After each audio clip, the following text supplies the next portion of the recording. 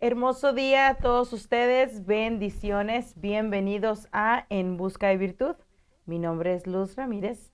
Hoy es martes, es 13 de junio, ya estamos a la mitad del mes de junio, estamos pasando esa media recta final del año, estamos a 6 meses del 2023 y pues estamos agradecidos con Dios porque nos da vida, nos da fuerza, nos da aliento, nos sostiene, nos ampara y nos cuida. Amén. En el momento donde sentimos flaquear, ahí está Dios sosteniéndote a ti, sosteniéndome a mí y infundiendo de su aliento, recordándonos, no temas.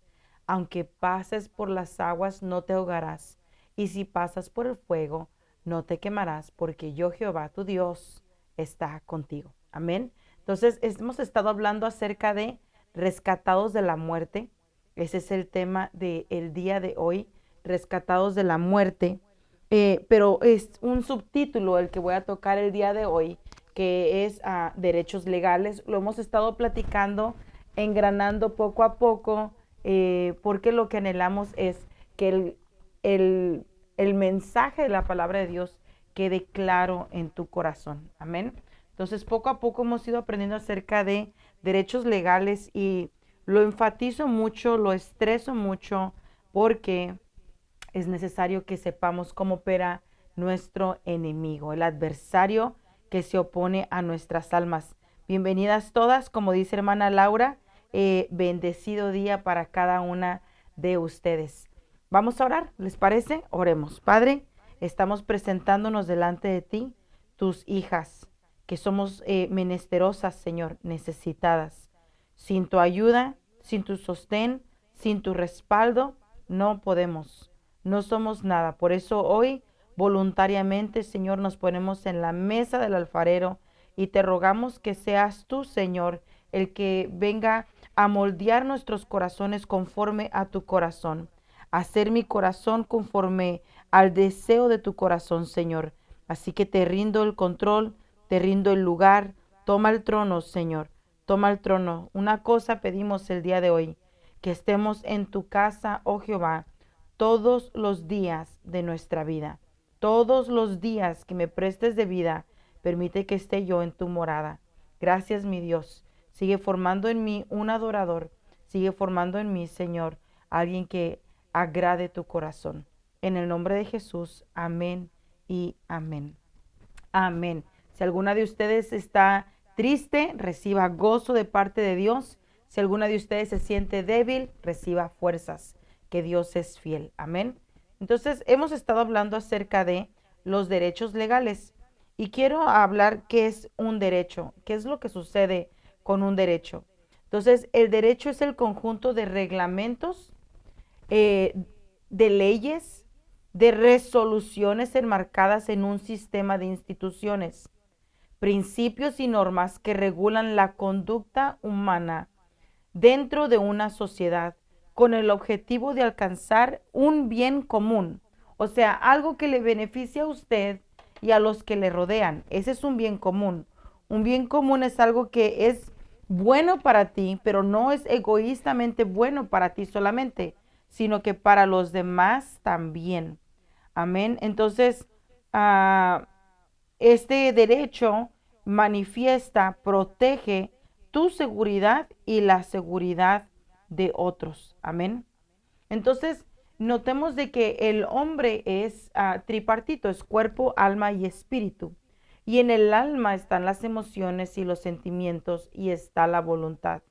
Lo que el enemigo quiere es manejar, manipular, tener control de tu voluntad, porque tu voluntad es lo que hace que se manifieste lo espiritual. Recordemos que lo espiritual al ojo natural, al ojo del ser humano, no es palpable, no es visible, solo se puede manifestar a través de tus acciones, solo se puede manifestar a través de cómo reaccionas, de cómo ves las cosas, es como tú reaccionas. Tu interpretación de los hechos provoca una reacción. Esa reacción manifiesta lo que está oculto en el corazón del hombre. Por ejemplo, si una persona es insultada y tiene de Dios en su corazón, va a manifestar paz va a manifestar mansedumbre, va a manifestar dominio propio y no va a responder de la misma forma. Pero si el corazón está gobernado por oscuridad, por tinieblas o por la carne, entonces reacciona igual que una persona que no conoce a Cristo. Entonces damos a manifestar las atmósferas espirituales en las que nos regimos a través de nuestras acciones.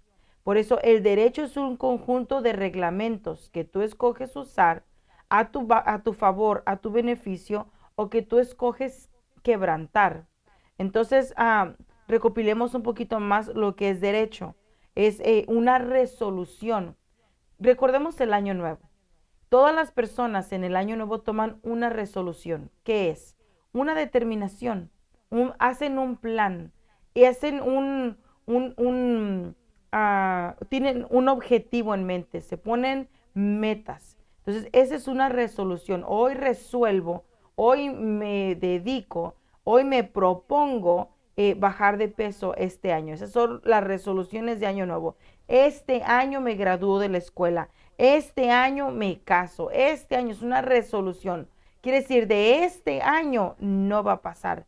Entonces, cuando hablamos de derecho es, si yo me mantengo apegado a las leyes, ese derecho me protege, esa ley me protege.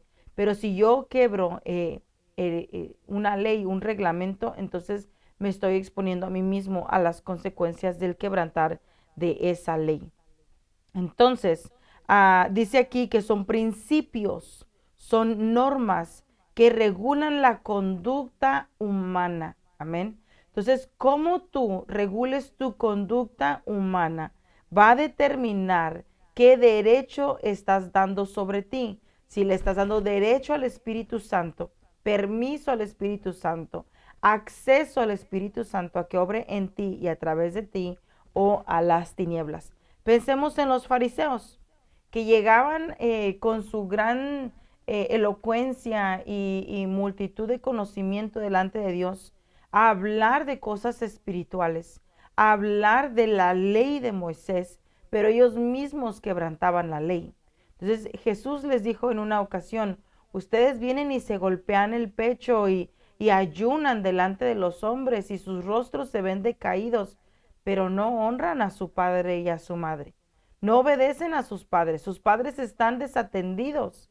Entonces decía Jesús, ustedes están quebrantando un principio, estás quebrantando una ley. Entonces no puedes venir aquí con el rostro demacrado porque estás pasando hambre, porque piensas que tu ayuno está llegando a la presencia de Dios y conmueve los cielos para tu beneficio, cuando en realidad los estás conmoviendo para tu desventaja, porque estás acumulando la ira de Dios a causa de la maldad. ¿Qué es la maldad? Saber hacer lo bueno y no hacerlo. Amén. Entonces, el objetivo de practicar el derecho es alcanzar un bien común. Pues así como nosotros queremos alcanzar un bien común que agrade a Dios, los demonios, que son agentes de Satanás, quieren alcanzar un bien común, que es destruir la humanidad. Quieren destruirte a ti y todo lo que te rodea. Quieren destruirte a ti. Quieren deshacer la obra de Dios. Quieren distorsionar, disturbar, destrozar, robar, matar, destruir todo lo que Dios ha creado. Y ellos tienen armas, amén. Tienen armas para provocar esta calamidad. Por ejemplo, las armas que este reino de las tinieblas son la mentira, mentira en contra de ti mismo, mentira en contra de tus seres queridos, mentira en contra de Dios, y mil disculpas que puse ahí Dios con D minúscula, de tus familiares, mentira en contra de tus amigos, es falsedad, amén. Él busca traer falsa información para que tú en el error cometas pecado. En otras funciones usa el chisme, la acusación, los celos, la envidia, culpabilidad, amor al dinero, amor propio, problemas financieros, enfermedades, riñas, contiendas, desacuerdos, confusión, amén, mala interpretación de conversaciones, distorsiona el carácter de una persona. Entonces debemos de entender que todo lo que trae división, que todo lo que resta, todo lo que empobrece, viene del reino de las tinieblas. Amén. Dios siempre dijo, multiplíquense, fructifiquen, sean fructíferos. Ese es el deseo de Dios, que te fructifiques en lo bueno. Amén. Entonces, el enemigo, sabemos, dice la palabra de Dios en el libro de Efesios, que él lanza dardos de fuego. Él lanza los dardos a la mente. Por eso es que lo que tenemos que renovar es la mente. Renovando la mente se renueva el corazón. Entonces, otra de las cosas que debemos de tener conscientes, que es una arma que el enemigo usa, es que él conoce nuestras debilidades, conoce nuestro pasado y a veces quiere venir a recordar el pasado con el fin de destruir el futuro. Pero está en nuestras manos decir, sí, sí, sí, don Sata, en el pasado yo hice muchas cosas que a Dios no le agradaban, pero hoy me estoy moviendo hacia lo que sigue, hacia lo que Dios ha escrito acerca de mí. Me estoy moviendo hacia las promesas del Dios vivo. Y aunque no soy aún un producto terminado, sí sé que soy un producto que está en proceso. Estoy en la mesa del alfarero, estoy en las manos del alfarero y sé que Él perfeccionará la obra que ha comenzado en mí. Amén. Entonces, 2 Corintios dice que no ignoremos en el capítulo 2, verso 11, las maquinaciones del enemigo, que sus objetivos son dividir, matar, robar, destruir. ¿Qué quiere destruir? Familias, hogares, quiere destruir iglesias, quiere destruir a los hijos de Dios, quiere apartarnos de Dios, quiere hacer la mayor calamidad posible para que la tierra se parezca a su atmósfera. ¿Y cuál es la atmósfera de nuestro enemigo, el diablo? Es el infierno, un mundo infernal. Y si de usted lo dudara, que dijera, ay, hoy sí se pasaron, la verdad que ya no saben qué decir los cristianos. Bueno, entonces reflexionemos, ¿verdad? ¿A qué se parece mucho lo que vemos, por ejemplo, en el mundo de la música? Todo mundo en el mundo de la música está empezando a usar máscaras. Ya no, el otro día miré una carpeta roja, yo no sé qué sería eso, pero en lugar de estar vestidos elegantemente, los artistas estaban vistiendo como mascotas. Entonces, ya no es mostrar la belleza del ser humano, sino la desfiguración del ser humano. Vemos personas que se están cambiando la apariencia humana para parecer animales, monstruos en la tierra. Eso no antes, eso se veía solamente en Halloween. Ahora lo vemos en diferentes partes a cualquier tiempo del año. Entonces, y lo que el enemigo quiere es que se manifieste ese atmósfera infernal en la tierra. Dios quiere manifestar su reino y Él quiere manifestar su mundo de tinieblas. Y lo hace a través de los hijos de desobediencia, porque dice la palabra de Dios que el espíritu del enemigo opera en los hijos de desobediencia. Entonces, avancemos un poco. ¿Cómo Él quiere lograr este objetivo? Encarcelando al Hijo de Dios, poniéndolo en prisiones, metiéndolo en hoyos de oscuridad. Lo que quiere es robar el fruto del hombre y comérselo, para que tú no vivas una vida plena, para que no disfrutes de la bondad y de la misericordia de Dios, para que la luz deje de brillar y la sal pierda su sabor. Lo que Él busca es robarte el gozo, robarte la paz, quitarte la esperanza a la salvación. Que no te santifiques, que no te guardes, que no te apartes, que no te conviertas en una persona que cree en Dios, porque entonces su plan de Él queda frustrado, queda deshecho, queda destruido. Por eso la palabra nos dice en el libro de Hebreos, buscad la paz con todos y la santidad sin la cual nadie le verá. Sin paz y sin santidad no veremos a Dios. Entonces, ¿qué es lo que Él busca constantemente?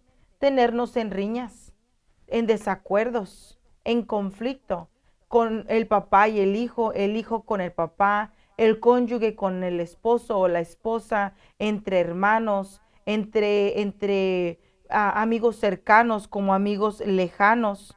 Eso es lo que Él busca. Amén.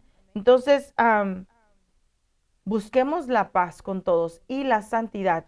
Si buscas la paz, vas a buscar no estar en griterías, no, en hablar tanto, en maldicencias, en poner enfoque a lo que otras personas digan, porque recuerda que la persona da de lo que tiene en el corazón. La persona da de lo que ha acumulado en el corazón. Y la base bíblica para eso la dio Jesús. De la abundancia del corazón habla la boca. Amén. De la abundancia del corazón habla la boca. Entonces, si una persona está constantemente quejándose, esa es la abundancia de su corazón. Si una persona demuestra descontento todo el tiempo, es que está amargado su corazón, es que está riñendo con Dios, ¿verdad? Y con todo lo que le rodea, está insatisfecho. Pero una persona que cree en Dios, que se planta en Dios, está constantemente empujando hacia la perfección, esforzándose.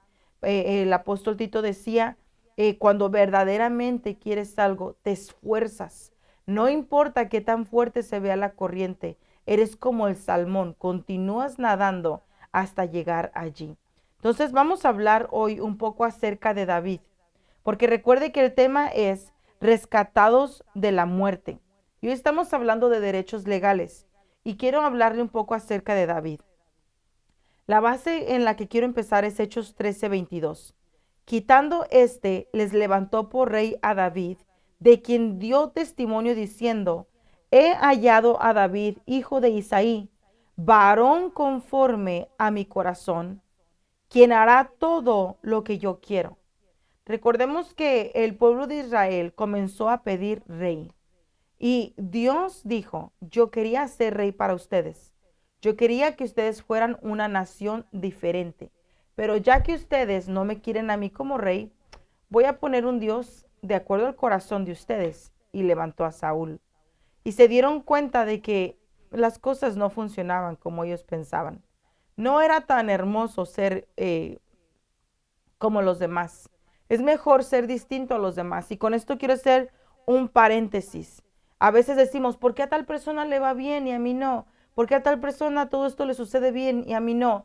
Ay, cómo quisiera ser aquella persona. Incluso hace poco miré un comercial de diferentes personas que van pasando y ven a una y dicen, ¿cómo quisiera ser como ella? Y este dice, ¿cómo quisiera ser como aquel? Y aquel dice, ¿cómo quisiera ser como este? Y así en la cadenita. Entonces, no anheles ser como nadie. Mejor anhela ser ese barro en las manos del alfarero y que el nombre de Jehová se dé a conocer a través de tu vida. Que tu vida le dé fama a Dios como el Dios clemente, compasivo y misericordioso, que abre camino donde no lo hay, que da provisión cuando no había esperanza. Que Dios manifieste su gloria a través de ti, que eso es lo que Dios busca hacer. Entonces Dios dijo, voy a buscar un hombre que busque agradarme a mí antes de a sí mismo. Un hombre que esté dispuesto a dejarlo todo y a darlo todo por mí. Pero aunque vemos el producto final en el libro de Hechos, vemos que fue también un proceso. Conocemos el principio de David. Era un joven que pastoreaba las ovejas de su padre en lugares lejanos en completa soledad. Pero aunque estaba solo, entre comillas, porque no estaba rodeado de ninguna otra figura humana, no estaba mal acompañado porque Dios era su compañía. En esos momentos de soledad había aprendido a encontrarse con Dios. Dios se manifestaba a la vida de David y era su compañero, era su amigo. David conocía el corazón de Dios y sabía que Dios era poderoso, majestuoso, que era un hombre de guerra victorioso, que no conocía derrota. ¿En dónde había visto David pelear a Dios? ¿En dónde había visto David la grandeza de Dios? ¿En dónde David se dio cuenta la magnitud de quién era su Dios, de Jehová su Dios? Si estaba en esos lugares de montañas solo, precisamente en esa soledad. A veces pensamos que la soledad es mala. Pensamos que el que carezcamos de amigos es porque no somos lo suficientemente importantes o lo suficientemente populares para no estar rodeados de gente. Pero muchas veces esa soledad viene provocada por Dios porque quiere darse a conocer, quiere pasar tiempo contigo. Ahí vas a conocer la hermosura y la grandeza de Dios. Llegó un punto donde David avanzó en edad y en un descuido que tuvo, en un descuido en donde ya no presentó su corazón delante de Dios y quitó su corazón de la mesa del alfarero, que se manifestó lo que estaba oculto en el corazón y tenían que limpiar. Amén. Entonces, a muchas veces nos sucede así a nosotros. No sé por qué pequé de esta forma si amo a Dios. No sé por qué caí en este pecado si amo a Dios. No sé cómo llegué a este punto tan bajo, porque yo sé que amo a Dios y trae dolor, pero bendita la misericordia de Dios, que no nos deja en ese lugar oscuro, sino que nos saca con su brazo fuerte y nos sostiene y nos restaura. Entonces veamos lo que sucedió en la vida de David. Vamos a leer esta porción y primero Dios que usted lo pueda leer. Este es el libro de Segunda de Samuel, capítulo 11. En la primavera, época en que los reyes salían en campaña militar, David envió a Joab y a sus oficiales y a todos los israelitas a destruir a los amonitas. El ejército de Joab también atacó a la capital, Rabá, pero David se quedó en Jerusalén. Una tarde, David se levantó de la cama y mientras se paraba por la azotea del palacio, vio a una mujer que se estaba bañando. La mujer era muy hermosa. David mandó llamar a sus oficiales y les preguntó quién era la mujer. Uno de ellos respondió, es Betsabé, hija de Elián, esposa de Urías elitita. Betsabé recién acababa de terminar su periodo menstrual y estaba cumpliendo los ritos de purificación de este. Cuando David envió mensajeros a que la trajeran ante él, cuando ella llegó, él se acostó con ella. Después de eso, ella volvió a su casa. Betsabé quedó embarazada y se lo hizo saber a David. Entonces David envió este mensaje a Joab: envíame a Urías elitita. Y así lo hizo Joab. Urías se presentó ante David, quien habló con él sobre Joab, los soldados de la guerra. Entonces David le dijo a Urías: ve a descansar a tu casa. Urías se fue del palacio con un regalo que el rey le había dado. Pero Urías no se fue a su casa, sino que durmió fuera de la puerta del palacio, como cualquier otro siervo del rey. Los siervos le informaron a David que Urías no se había ido a su casa. Entonces David le dijo a Urías: tuviste un largo viaje, ¿por qué no te fuiste a tu casa? Y Urías le respondió: el cofre sagrado y los soldados de Israel y Judá acampando en Sucot. Mi amo Joab y los oficiales de mi señor acampan al aire libre. No está bien que yo vaya a mi casa, beba y me acueste con mi esposa. David le dijo: quédate aquí esta noche, mañana te enviaré a la batalla. Urías se quedó en Jerusalén esa noche hasta la mañana siguiente. Luego David llamó a Urías para que se presentara ante él. Urías comió y bebió con David hasta que David lo emborrachó. Pero Urías seguía sin irse a su casa, sino que esa noche se quedó de nuevo donde dormían los siervos del rey. A la mañana siguiente David escribió una carta a Joab y la envió con el mismo Urías. En la carta David le indicaba a Joab que pusiera a Urías al frente del combate, dando la pelea fuera más dura y que le dejara solo hasta que lo mataran. Joab observó la ciudad para ver dónde estaban los amonitas más fuertes y allí envió a Urías. Los hombres de la ciudad salieron a pelear contra Joab. Entre los hombres de David que habían muerto se encontraban Urías elitita. Entonces Joab envió al mensajero para darle a David un informe detallado de la batalla. Le dijo lo siguiente el mensajero: cuando termines de darle el informe completo, si su majestad se enoja, pregunta: ¿por qué el ejército de Joab se acercó tanto a la ciudad? ¿Es que no sabe que hay hombres en las murallas de la ciudad que pueden matar a sus soldados con flechas? ¿Es que no recuerda que una mujer le arrojó una piedra de molino a Abimelech y el hijo de Jezabel en Tebes y lo mató? Entonces, ¿por qué se acercó tanto a la muralla? Si el rey David dice esto, entonces dile además que el oficial Urías, el hitita, también murió. El mensajero fue y dijo a David todo lo que Joab le había indicado. Los amonitas nos atacaron en el campamento, peleamos y los perseguimos hasta la entrada de la ciudad. Pero los soldados que estaban en las murallas no lanzaron flechas, no, en las murallas nos lanzaron flechas y algunos de sus oficiales murieron, entre ellos Urías el hitita. Entonces David dijo al mensajero: dile a Joab que no se aflija tanto por lo que ha pasado. La espada puede matar a un hombre igual que a otro, que planee un ataque más fuerte contra Raba y seguirá la victoria. Cuando Betsabé se enteró de que Urías su esposo había muerto, hizo duelo por él. Después del luto, David mandó que la llevaran al palacio. David se casó con ella y, y ella le dio un hijo. Pero el Señor no le agradó lo que David había hecho. Entonces avancemos en el tema del día de hoy. La maldad de David fue grande.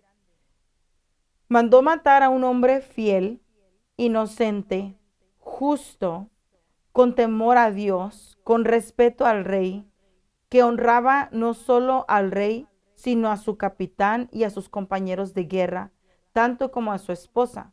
El haber ido a casa no solo deshonraba al rey, sino a Dios. Y al tomar la comodidad de dormir en casa, lo veía como injusto. Todos mis hermanos en guerra, yo aquí durmiendo. Y ahí podemos hacer un paréntesis, decir, todos mis hermanos en la iglesia ayunando y orando, y yo aquí durmiendo. Y continuando con puntos suspensivos y en este paréntesis, en esta mañana, en cuanto desperté, me recordaba el Señor a Eva. Eva estaba en el huerto del Edén y estaba cerca del árbol del bien y del mal, de la vida y de la muerte. El fruto prohibido estaba cerca de ella. Entonces, yo uso mi imaginación y digo, lo ha de haber estado observando cuando llega la serpiente y le dice, con que Dios te dijo que no comieras de ese fruto, ¿verdad? Entonces, ¿cómo ella sabía de qué fruto le estaba hablando? Si no es que lo estaba pensando en su cabeza, si no es que lo estaba meditando, si no es que tal vez se lo estaba imaginando, ¿qué sabor tendrá ese fruto? Entonces, pero si Eva hubiera estado ocupada dando fruto, como Dios se lo dijo, dijo, multiplíquense y fructifíquense, ocúpense, no estén desocupados. Entonces, si hubiera estado ocupada en las cosas que Dios le dijo que se ocupara, tal vez Eva nunca hubiera caído en la tentación de su propia concupiscencia, inducida por la serpiente. Pero como estaba desocupada, haciendo lo que no le pertenecía hacer, allí aprovechó el enemigo y atacó su debilidad. Igual que David se desocupó, no salió a la guerra como de costumbre, se quedó en casa y salió al balcón, ahí le voy a poner la imagen, y salió al balcón a ver qué sucedía fuera del balcón. Cuando David tenía por costumbre estar en la presencia del rey de los cielos, David tenía por costumbre estar en la casa de Jehová su Dios, adorando. Recordemos que cuando tú adoras a Dios, lo haces en lo natural, en este cuerpo físico. Pero cuando cierras tus ojos y empiezas a entonar esa adoración, tú llegas a una atmósfera celestial a presentar esa adoración. No es una atmósfera natural, es una atmósfera natural, espiritual. Por eso dice la Biblia que Él está buscando adoradores que le adoren en espíritu y en verdad, porque la adoración es espiritual. Entonces, David no estaba haciendo su función de adorador. No estaba cuidando su corazón para que fuera conforme al de Dios. Descuidó su corazón y cometió muchos pecados. Deseó lo ajeno. Actuó con maldad. Cuando sabes hacer lo bueno y haces lo malo, eso se llama ya iniquidad. Actuó con iniquidad, robó, mató, mintió, involucró a otros en su pecado, y lo justificó, lo hizo pasar por poco. Ay, no te preocupes, cualquier hombre muere en la guerra, o sea, tú haces otra estrategia de guerra y punto, todo va a salir bien. Quiso cubrir su pecado, quiso cubrirlo, quiso guardarlo, quiso hacerlo pasar por cualquier cosa. Entonces, en sus manos se derramó sangre inocente. Su batalla ya no fue por lo espiritual. Su guerra no fue por darle a Dios la gloria. Su guerra fue por el deseo de su corazón, porque le dio placer a su carne. Entonces, cuando mata a Urías, él piensa que resuelve el problema. Aquí se rompió una taza, cada quien para su casa, no tenemos nada de qué preocuparnos, avancemos, avancemos. Pero a Dios no le agradó. Eso lo miramos en la parte final, donde dice, pero el Señor no le agradó lo que David había hecho. A Dios no le agradó eso. Entonces David quebrantó la ley, violó el mandamiento número 9, donde dice la palabra, no desearás la mujer de tu prójimo. Entonces David pecó. Si lo resumes, todo lo que acabamos de hablar ahorita, David pecó. Y cayó por causa de su pecado en un hoyo oscuro. Cuando él peca de esta forma, le dio derechos a sus enemigos, no a sus enemigos que se miraban en lo visible. Le dio derecho a esos enemigos que el ojo natural no puede ver. Le dio derecho al ejército de las tinieblas para que se levantara en contra de él y de los suyos. Le dio derecho para que no solo lo destruyesen a él, sino también a sus generaciones futuras. Por eso estamos hablando hoy de derechos legales, porque tal vez hay alguien en tu genealogía, hay alguien en tu línea genética, en tu pasado, que violó alguna ley, que pecó contra Dios, y ahora ese derecho que se le dio al enemigo, estás tú pagando el precio, las consecuencias de eso. Veamos lo que dice la palabra en Salmos 143:3. Pues el enemigo ha perseguido mi alma, ha aplastado mi vida contra la tierra, me ha hecho morar en lugares tenebrosos como los que hace tiempo están muertos. Libro de Isaías 24:22. Y serán agrupados en montón como prisioneros en un calabozo. Serán encerrados en la cárcel y después de muchos días serán castigados. Cuando estás en pecado, cuando hay un derecho legal que desconoces, pero está activo, eres prisionero de las tinieblas.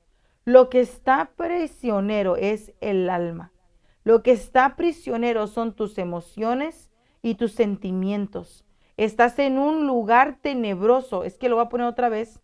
Estás en un lugar tenebroso. Salmos 143:3 dice, pues el enemigo ha perseguido mi alma, ha aplastado mi vida contra la tierra, me ha hecho morar en lugares tenebrosos como los que hace tiempo están muertos.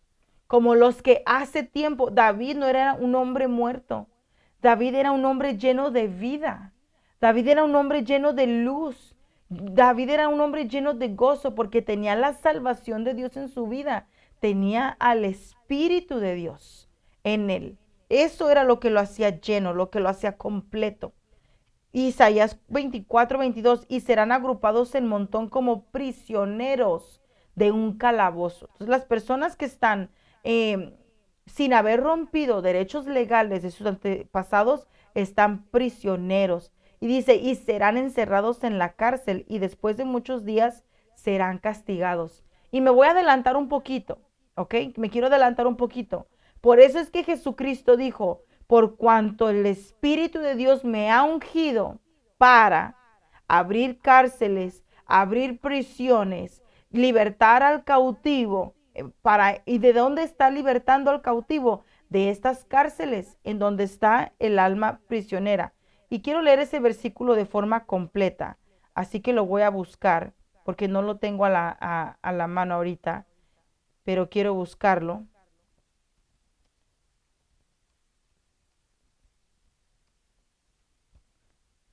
Y aquí está. El Espíritu del Señor está sobre mí por cuanto me ha ungido para dar buenas nuevas a los pobres. Me ha enviado a sanar a los quebrantados de corazón, a pregonar libertad a los cautivos y vista a los ciegos, a poner en libertad a los oprimidos y a predicar el año agradable del Señor. Eso está en Lucas 4:18. Pero si leemos Isaías 61, Isaías 61:1, y lo voy a buscar aquí porque no me lo quiso dar. A ver si aquí me lo da. Ok. Isaías 61:1 dice, el Espíritu del Señor Dios está sobre mí porque me ha ungido el Señor para traer buenas nuevas a los afligidos. Me ha enviado para vendar a los quebrantados de corazón y para proclamar libertad a los cautivos y liberación a los prisioneros. Entonces me estoy adelantando un poco porque quiero dejarte esto en tu corazón. La verdad es esta, hay almas prisioneras, hay almas que están en cautiverio, hay almas que están encadenadas, hay almas que están en hoyos de oscuridad, tenebrosos, en calabozos, en lugares tenebrosos. Y el domingo yo predicaba acerca de lo que era la traducción o la definición del lugar. Y fíjate que el lugar se puede traducir como la posición o el estado mental de una persona. Lugar se puede decir, y lo voy a buscar aquí porque lo prediqué el domingo, y te lo voy a poner en la pantalla para que tú lo veas, la definición de lugar.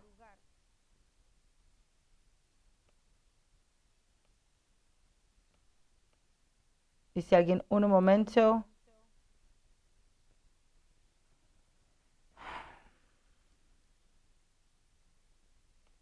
Ya voy.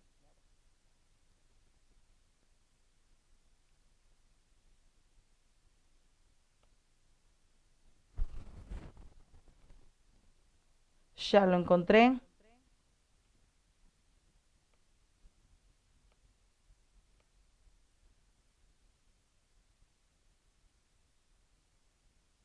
Lugar. ¿Cuál es el significado del lugar? Va. Dios, solo me voy a fijar en la palabra lugar porque lo usé como base para una prédica donde estaba hablando de Abraham. Cuando Dios le dijo a Abraham y llamó a Abraham el nombre de aquel lugar, Jehová proveerá.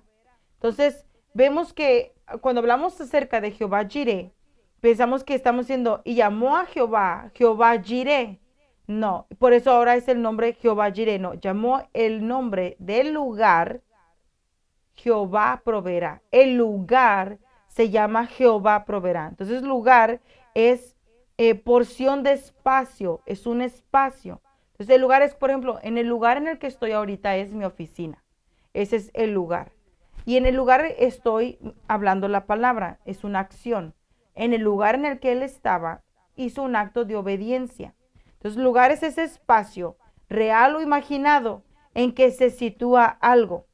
Es una situación o posición real o figurada. Estas son definiciones del diccionario secular, que corresponde a una persona por su función, importancia o estado. Entonces, el lugar es la función que estás haciendo. El lugar es el estado en el que te encuentras. Es la posición que tienes en ese lugar donde estás, ya sea un lugar espiritual o un lugar real. Entonces, ¿cuál es el significado del lugar? Es el espacio inmediato reconocido a partir de un nombre que lo identifica. Puede localizarse por medio de coordenadas geográficas. Se asocia con la localidad, el pueblo o el barrio donde se vive. El lugar genera un sentido de pertenencia y de identidad. Si estás en un lugar, en un estado, en un espacio, en una localidad donde sientes amargura, resentimiento y dolor, estás en una cárcel de prisión, de tenebrosa, en un calabozo. Pero si estás en un lugar donde la paz reina, entonces estás en la paz de tu Dios. Jonás 2, 5 y 6 dice, me rodearon las aguas hasta el alma. El gran abismo me envolvió. Las algas se enredaron en mi cabeza. Algas enredadas en la cabeza quiere decir que no podía pensar, no podía discernir, no podía procesar, no podía entender. Estaba totalmente incapaz de reaccionar porque las algas rodeaban su cabeza. O sea, imagínese usted su vida rodeada de algas, su mente.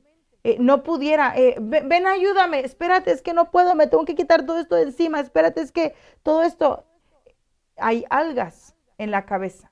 Entonces, ¿por qué las personas no reaccionan? ¿Por qué no hacen lo que Dios pide? Tal vez las algas. Dice la palabra de Dios que el enemigo tiene la mente entenebrecido. El enemigo tiene turbado el pensamiento y lo turba para poderlo aprisionar. Entonces, si estamos actuando de acuerdo a las tinieblas, estamos en un lugar donde hay inmovimiento, no hay fruto, hay estancamiento, hay frustración, hay desesperación. Y la desesperación no es mala si la usas para salir de esa condición. Y David entró en desesperación. Por eso decía en el Salmo 69:14, sácame del cieno y no dejes que me hunda. Sea yo librado de los que me odian y de lo profundo de las aguas. Entonces, esas no eran aguas limpias, esas eran aguas sucias, eran aguas tenebrosas, eran aguas lamosas. ¿Usted ha visto un pantano? Aguas así que atrapan, que no te dejan avanzar. Entonces, dice Lamentaciones 3, 5, 53 al 55, silenciaron mi vida en la fosa y pusieron piedras sobre mí. Silenciaron mi vida en la fosa y pusieron piedras sobre mí. Salmos 61:2 dice, desde los confines de la tierra te invoco, cuando mi corazón desmaya, condúceme a la roca que es más alta que yo. Condúceme a la roca que es más alta que yo. David comenzó a clamar, Señor, me hundo, no puedo salir, yo sé que pequé, yo sé que lo que hice estuvo mal, yo sé que lo que hice te desagradó, yo sé, Señor, pero también sé que tú eres grande, misericordioso, clemente, compasivo y que tú puedes abrir la cárcel y sacarme de esta condición. David decía, en pecado he sido concebido, Padre, en pecado he sido concebido, o sea, solo di a luz lo que estaba en mi línea genética. En pecado fui concebido. La mamá de él, cuando lo concibió, cuando se comenzó a formar David, en el vientre de David, la genética del papá, la genética de la mamá venía contaminada de pecado. Amén. Si dice que fue concebido, mire, cuando llegó Samuel a preguntar por los hijos de Isaí, le presentó a todos sus hijos legítimos, pero no le presentó a David porque no lo consideraba su hijo. Lo que quiere decir que tal vez David es producto no no sé, de algo distinto, fuera del matrimonio entre la mamá de David y Isaí. Pues dice, en pecado fui concebido, era menospreciado David. Por eso es que cuando mandó llamar los hijos, los más cercanos, los más inmediatos llegaron. A David hubo que traerlo, hubo que mandarlo traer porque él estaba lejos. Los hermanos lo menospreciaban. ¿A qué viniste tú a la guerra? ¿Y tú quién eres? ¿Y tú quién te crees para estar aquí en la guerra? Tú no eres nadie. Solo los hijos de Israel pueden venir. Tú eres un desecho, hay contaminación en ti. Entonces, David clamaba, decía, en pecado he sido concebido, oh Dios, pero no me dejes aquí. Veamos lo que decía el Salmo, verso 3 del capítulo 30. Es el mismo verso, quiero aclarar eso, es el mismo verso con diferentes traducciones. Amén. Por eso cuando le preguntan, ¿cuál es la mejor Biblia para leer? Todas. Todas son buenas para leer porque todas amplían el conocimiento de acuerdo a su traducción. Entonces mire lo que dice la palabra de Dios en Salmos 30, verso 3. Dice, oh Señor, has sacado mi alma del Seol, me has guardado con vida para que no descienda al sepulcro. Recuerde que ya está él en un hoyo de oscuridad, pero dice, me has guardado con vida. Dentro de ese hoyo de oscuridad, lo guardó con vida. Digo, aclaro esto, porque cuando entras a ese hoyo de oscuridad, es porque el enemigo quiere matarte y destruirte, él quiere deshacerte. Lo vemos reflejado en la vida de Job. Dios le dijo, puedes tocarlo, el cuerpo, sus bienes, todo lo demás, pero su alma no. No le puedes tocar la vida. Y Satanás se encargó de meterlo en un infierno en la tierra para que renegara contra Dios. Pero la vida se le fue preservada y Dios lo bendijo. Entonces veamos la versión Dios habla hoy.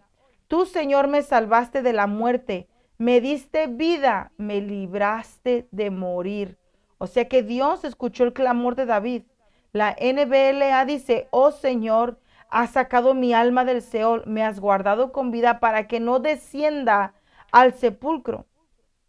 NBB dice, me sacaste del borde de la tumba, de la muerte misma, heme aquí con vida.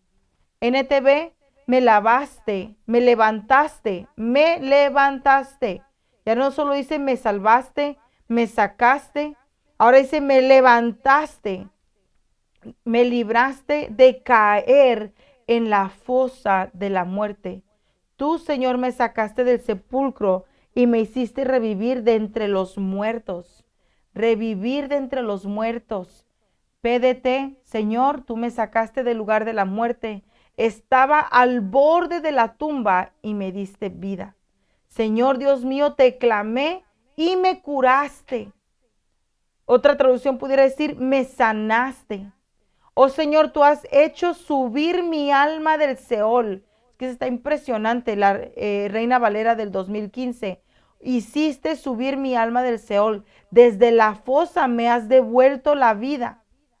Reina Valera del 60, oh Jehová, hiciste subir mi alma del Seol. Me diste vida para que no descendiese a la sepultura. Oh Jehová, dice Reina Valera 77, hiciste vivir mi alma subir mi alma del Seol, me hiciste revivir de entre los que descienden a la sepultura. O sea, ya estaba casi como muerto. Y la LTA, me salvaste de la muerte. Estaba a punto de morir y me libraste de la tumba. Yo me identifico mucho con David en esta área de su vida. Me identifico mucho porque yo estaba sirviendo a Dios desde los 13 años, conocí a Cristo y empecé a servir a los 16 años, así sin parar. Todos los días sirviendo a Dios, enamorándome de Dios, adorando a Dios. Pero llegó un punto donde, así como David, olvidé la misericordia de Dios. Menosprecié la salvación de Dios y tomé decisiones que me apartaron de Dios. Y yo sentí cómo mi alma había caído en ese hoyo oscuro, tenebroso y lamoso, que por más que quisiera salir, más me hundía y más me hundía, hasta que un día Dios en su misericordia me sacó, me salvó, me rescató, me hizo subir para sanarme, para darme vida, para rescatarme de la tumba, de la fosa oscura, para curarme. Eso fue lo que Dios hizo. Por eso de ahí escribí este tema que se llama Rescatados de la muerte. Rescatados de la muerte. Tú y yo merecíamos la muerte, la cruz. Estaba leyendo el libro de una mujer que admiro mucho, Lindsay DeFont, y ella contaba una experiencia que tuvo en un servicio de Santa Cena, donde dice que sostenía el vino y sostenía el pan y estaba delante de Dios. Y a mí me llevó a momentos donde cuando Dios me estaba sacando del hoyo de oscuridad, de este hoyo cenagoso por causa de mi pecado, yo tomaba el pan y el vino y decía, Señor, cúrame, sáname, Restáurame, renuévame, vivifícame desde la punta de mi cabeza hasta la punta de mis pies. Y veía el sacrificio de Jesús en mi vida. Y Dios me puso que hiciera la Santa Cena en mi casa todos los días. Por 6 meses me levantaba el Señor un poquito antes de las 6 de la mañana a tener esa comunión con Él. Y ese pan y ese vino fueron mi sostén y lo siguen siendo. Y ella dice que miró en su experiencia la cruz del Calvario y se miró a ella en la cruz.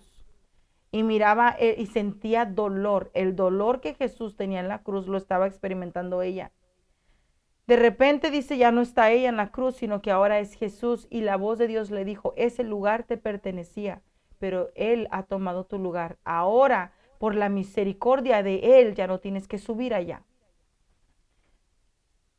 Y dice que vino a su corazón una gratitud profunda por el sacrificio. Y entonces comentaba ella, no debemos de menospreciar la cruz. No debemos de menospreciar la sangre y el pan, la salvación. No la tengamos por poco. No olvidemos el gran precio que se ha pagado por ti y por mí. Amén.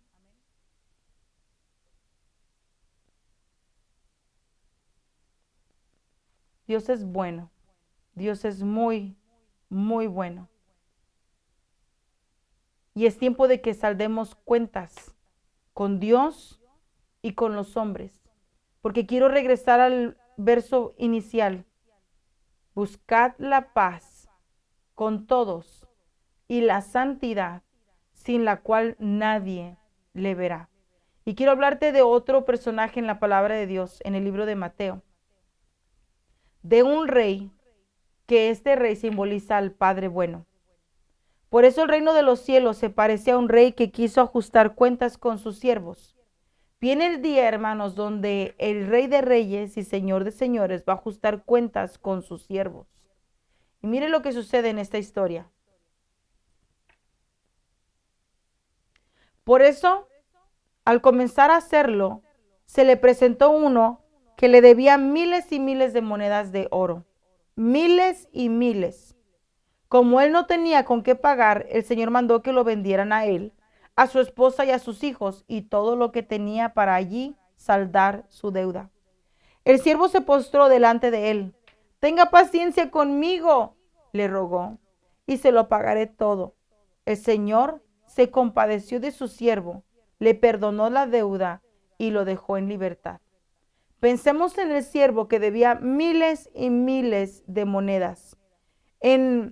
Hay personas que desconocen, pero debían miles y miles y miles en faltas, en pecados, en transgresiones, en desobediencias, en iniquidades, en maldad. Y usted pudiera seguir numerando miles y miles y miles de miles es la deuda que usted y yo teníamos para con Dios. Pero no había animal ni poder humano que pagara esa deuda. El único que podía pagarla era el Señor Jesucristo. Continuemos con la historia. Al salir de aquel siervo se encontró con uno de sus compañeros que le debía 100 monedas de plata. Lo agarró por el cuello y comenzó a estrujarlo. Págame lo que le debes, le exigió su compañero. Perdón, págame lo que le debes, le exigió. Su compañero se postró delante de él. Ten paciencia conmigo, le rogó, y te lo pagaré. Pero él se negó, más bien fue y lo hizo meter en la cárcel hasta que pagara la deuda. Cuando los demás siervos vieron lo que ocurrió, se entristecieron mucho y fueron a contarle a su señor todo lo que había sucedido. Entonces el Señor mandó llamar al siervo, siervo malvado. Le increpó. Te perdoné te perdoné toda aquella deuda porque me lo suplicaste. ¿No debías tú también haber compadecido de tu compañero, así como yo me compadecí de ti? Y enojado su señor lo entregó a los carceleros para que lo torturaran hasta que pagara todo lo que debía. Así también el Padre Celestial los tratará a ustedes, a menos que cada uno perdone de corazón a su hermano. Si no perdonas de corazón a tu hermano la deuda que tiene contra ti, vas a caer en una cárcel donde los verdugos van a torturar tu vida de día y de noche hasta que pagues todo lo que debes. Entonces, regresemos a la enseñanza de esta historia. Dios ha perdonado todas tus deudas y Dios quiere sacarte de todo hoyo de oscuridad. Pero hay cárceles que no se van a abrir a menos que tú perdones. Hay cárceles que ya recibiste la salvación, ya recibiste el perdón de pecados, ya tienes la justificación por medio de Cristo, pero hay áreas en tu vida que siguen siendo encajonadas. Hay áreas en tu vida que están siendo encarceladas. Hay áreas en tu vida como la fe, el gozo, la esperanza, la paz. Entonces, si en ti no has alcanzado eso, es porque hay áreas en tu vida en donde tal vez no has abierto la puerta para que Dios entre a sanar. O has rogado para que Dios sane ciertas áreas de tu vida, pero Dios no puede hacerlo hasta que tú no perdones la deuda de otros. Mira que cuando mantienes la falta de otro, esa otra persona entra en una prisión, entra en una cárcel, pero tú juntamente con esa persona entras a la prisión.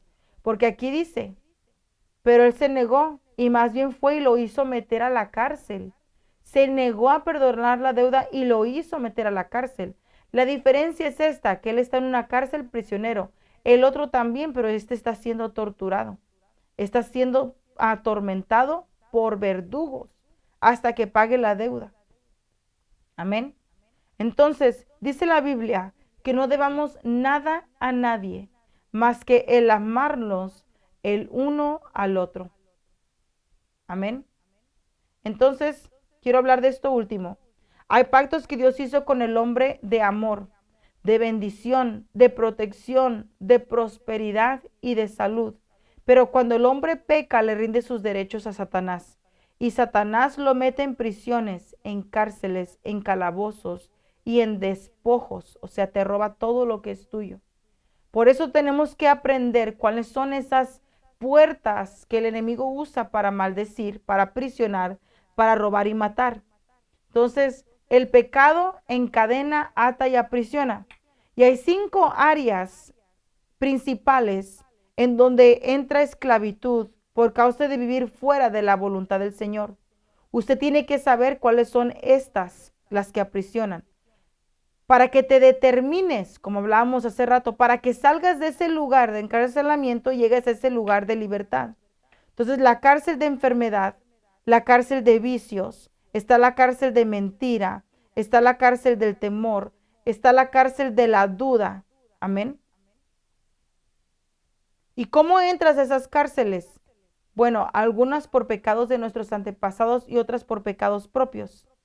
Y las puertas que se abren para que estas personas entren a estas cárceles es la puerta de la brujería, hechicería, santería, la puerta de la maldición, la puerta de los pecados propios, la puerta de los pecados de los antepasados, la puerta de la falta de perdón, la puerta de los traumas, eventos que salen fuera de tu alcance, pero son traumas. Todos son puertas que el enemigo usa para entrometerte en cárceles, en prisiones. Se me ha acabado el tiempo el día de hoy, no puedo continuar, llevo 1 hora, pero el próximo lunes comenzamos una nueva etapa bajo el mismo tema, amén, bajo el mismo tema de rescatados de la muerte, pero voy a empezar ahora a hablar un poco más acerca de las puertas y de las cárceles y cómo salir de ellas, amén. Gracias por acompañarme. Bendigo tu vida y le oro a Dios que si de ignorantemente entraste en una cárcel, por la misericordia de Dios, clames, entre ese clamor a tu vida y venga el Espíritu de Dios y te saque de todo hoyo oscuro, de todo calabozo tenebroso y lamoso, todo hoyo de oscuridad y te rescate y te sane y te cure y te vende y te haga nuevo una vez más. Amén. Si tú estás en una posición de victoria, clama por aquel que no lo está. Porque yo te puedo asegurar que las áreas donde has alcanzado victoria es porque alguien más clamó por ti. Alguien más oró por ti. Ahora te toca a ti orar por otros. Amén. Me voy a quedar hasta ahí. Que Dios te bendiga. Me ayudas mucho si compartes esa transmisión. Es una forma de evangelismo. Entonces, yo hago mi parte, tú haces la tuya y juntos damos a conocer el reino de la luz para deshacer las obras de la tiniebla. Amén. Que tengas excelente día. Nos vemos la próxima.